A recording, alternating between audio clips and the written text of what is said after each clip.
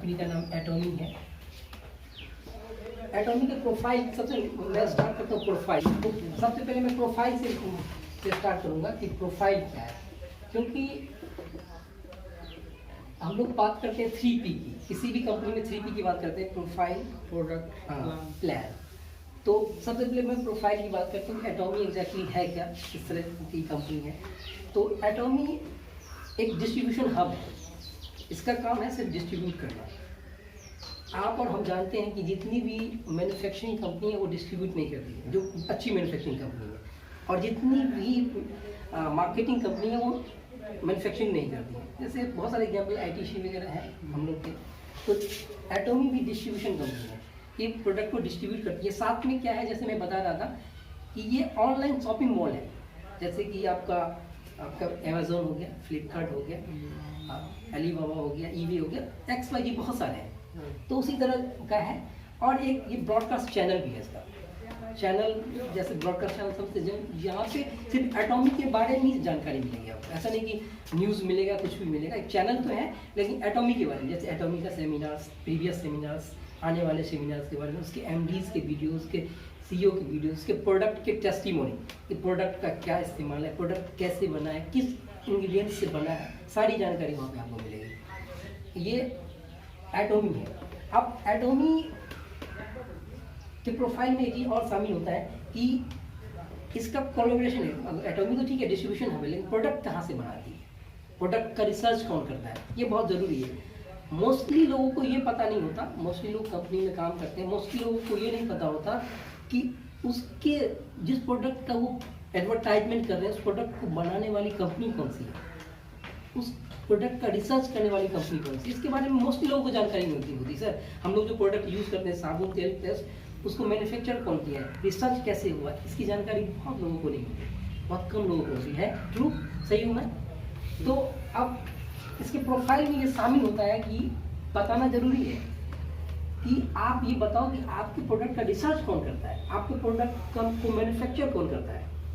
तो इसका जो जॉइंट वेंचर है, दो कंपनी को, जिसका जो टॉप की कंपनी का नाम लेते हैं, एक है केरी होलमार्क,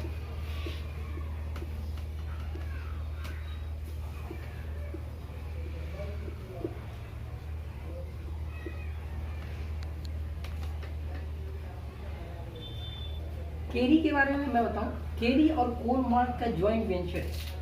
केरी और कोल, ये है R&D company, research and development करती है, और ये है कोलमार्क।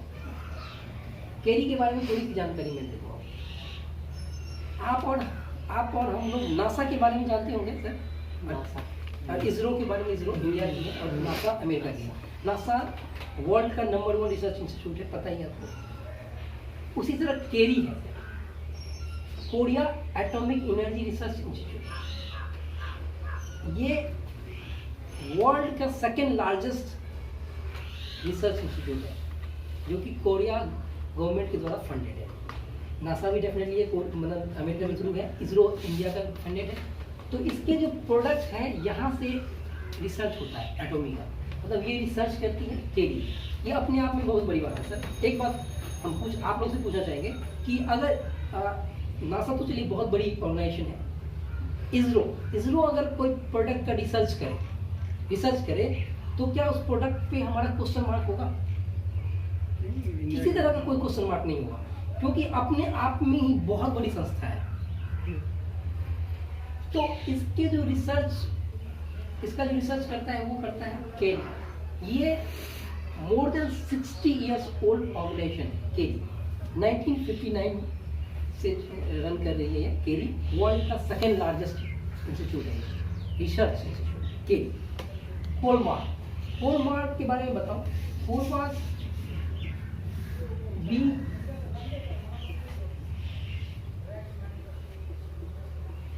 ब्यूटी एंड हेल्थ,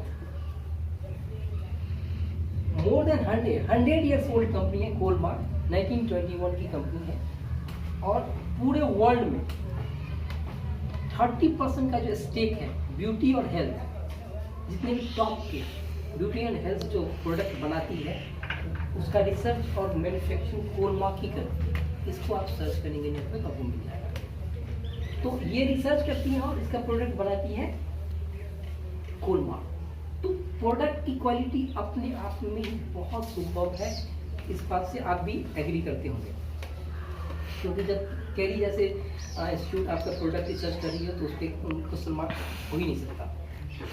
अब इसमें एक मैं स्टोरी बता दूं कि एटॉमी कैसे वजूद में आई। वजूद में कैसे आई कि कैरी जहाँ पे रिसर्च होता है वहाँ पे साइंटिस्ट होते हैं और रिसर्चर होते हैं। तो कैरी में रिसर्चर और साइंटिस्ट वर्क कर रहे थे, तो रेडिएशंस होता है, रेडिएशन निकलते हैं जहाँ पे रिसर्च होता है।